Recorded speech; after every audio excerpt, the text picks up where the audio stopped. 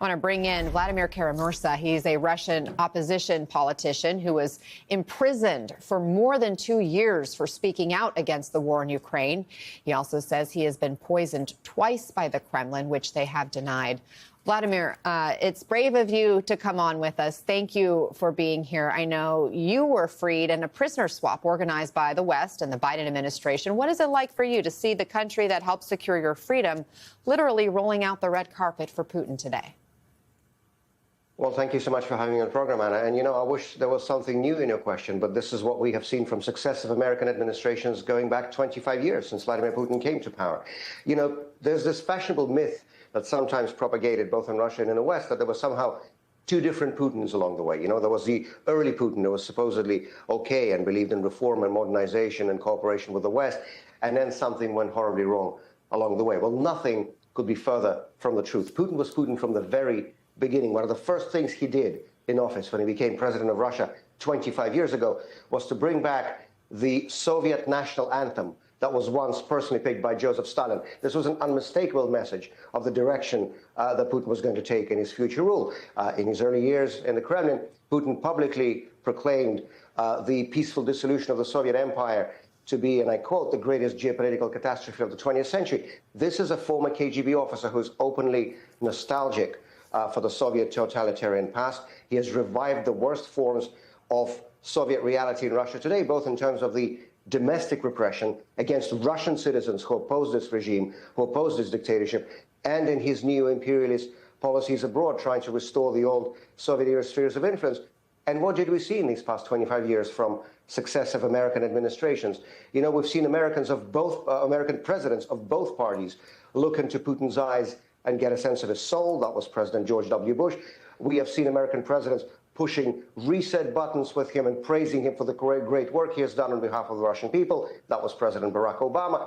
We all remember the Helsinki summit in 2018 between Donald Trump and Vladimir Putin, when the late Senator John McCain, the most principled voice in American Congress when it came to Russia, put out a statement saying that never before in American history has an American president so debased himself before a foreign dictator. And I can go on and on and on with examples. What we are seeing now, unfortunately, is the continuation of more of the same. More appeasement, more enabling, more business as usual. Well, if there are any clear lessons from history, one of the clearest ones is that appeasing, placating, rewarding an aggressor never leads to peace.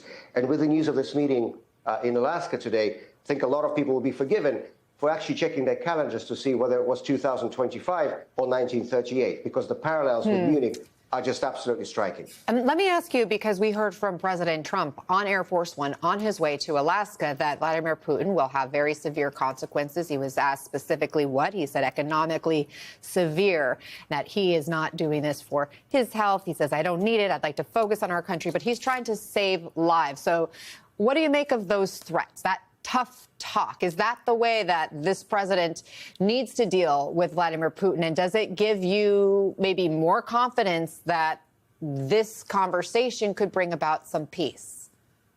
Well, what you just quoted are just words. This is just talk. What we are seeing today in Anchorage at that army base is reality. And the reality is the greatest gift that Vladimir Putin could have received from an American president. I mean, in a sense, Putin is the biggest winner of this meeting before he even set his foot on Alaskan soil, because essentially what he received was a re-legitimization on the international stage, a way out, a ticket back out from the isolation that he's been in since the full-scale invasion of Ukraine is launched in February of 2022.